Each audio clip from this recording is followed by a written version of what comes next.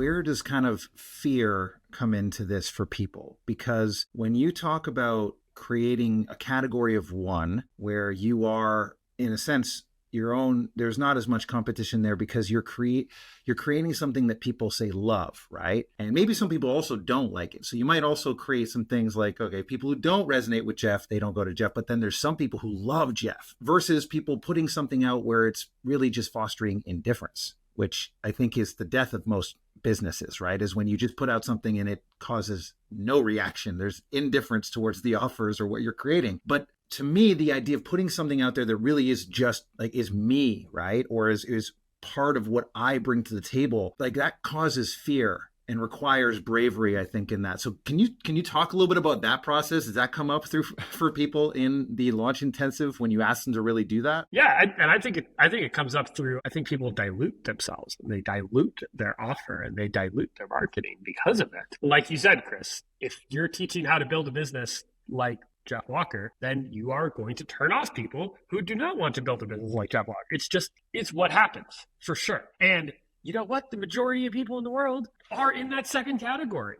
Like the majority of people in the world are not necessarily going to want to be you, to do it how you did it, to do it how you do it. And that's fine. You don't need that many people. I mean, if you get 1/100th of a single percent of the world's population interested, that is still hundreds of thousands of people. But what happens is that so many people, they see all those people who might get turned off by it and they get scared. And they think, well, those are people who are leaving because I'm not speaking enough to what they want. So they try to speak to what this person wants, this person, this person, this person. They try to give so many different options. They try to speak to everybody, and it just ends up being really dull. And you don't actually grab anybody. You don't actually get anybody who's like all that passionate because it just sounds so freaking generic. Yeah, Chris, that's a great question. And I have a bunch of thoughts about this. First of all, bouncing off of what Dan just shared, we had someone at the intensive who was like, they were looking at their offer and they had a great offer, but then they had this piece about AI. It was like, how to use AI to do this thing that he was coaching. And we're like, why is that there? And she's like, well, because AI seems like the hot thing. And someone told me I should put in AI.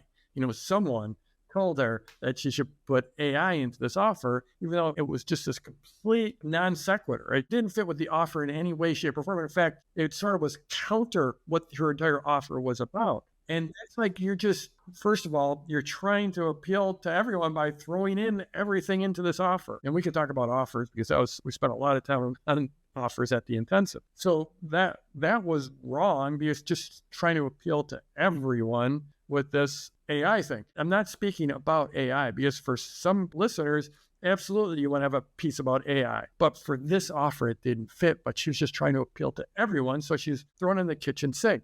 And she was getting that advice from people who don't know what they're talking about. You don't want coaching from people who don't know what they're talking about. And we saw that like with another person at the intensive. They're like, my friends just like looked at her body of work and said, well, you can just get all of that by listening to some podcasts. People that don't know what they're talking about will give you bad advice. It's like, sure, if someone wants to go listen to 50 podcasts, maybe they could get this broad range of knowledge, but there will always be people that pay for expert knowledge that is codified and put into a framework. The framework is a key word that we kept coming back to in the intensive. At the end of the day, all knowledge is out there. Like, Dan was just talking about me and how to have grow an online business and how to do launches. There are plenty of videos on YouTube that can tell you about building an online business. Are they competition for me? No, they're not. Do I care about that? No, I don't. And that's how we saw that again and again with people at the intensive. It's about creating that great offer that shares your framework that you've put the time and effort into codifying and assembling and distilling your teaching, training, coaching knowledge into something that creates real value. And that's the magic in the launch and the launch intensive, frankly. That makes so much sense. I love that you talk about framework. I'd love to dive a little bit more into that actually, because I think that is such a key thing that we talk about in the intensive. Because really, at the end of the day, if you're selling knowledge, if you're selling how to do something, in a way, you're not almost selling the knowledge itself, because the knowledge is out there. Like, that's the beauty of the world we live in right now, right? Like, you could go on YouTube and you could probably collect all of the actual knowledge you want. But the problem is, like, then what do you do with it? How do you apply it? How do you use it all cohesively to achieve a goal? And that's the thing I think people are in the knowledge business are really selling these days. They're selling their framework. They're selling their approach. They're selling the way that they collected all this knowledge and said, here's the things that's important. Here's the things that are not important. Here's the stuff that's super duper mega important. And here's how you make sure that you do all the right things. And here's the order that you do them in. And here's all the things that are going to come up along the way that you have to avoid. It's the knowledge plus the experience plus the application of that knowledge. Like, all that comes together into the framework. And once you start to position what you're teaching like that, that's when you can start to really become that category of one, because your approach to applying this knowledge is going to be different than everybody else out there. And so if you can show, like, here are the ways that this is what I've been able to achieve through my framework, this is what I've been able to help other people achieve through my framework, then you're going to be able to speak to people who want to approach things the way that you do, who like that framework. I just think at the end of the day, that's what you're truly selling. Is it's not just the information, but it's that framework that you've built around it.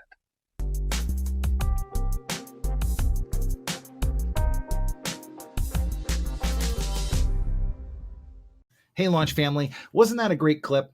Well, hey, if you haven't yet, hit subscribe so you don't miss any of the upcoming clips or full episodes that we're releasing in the schedule.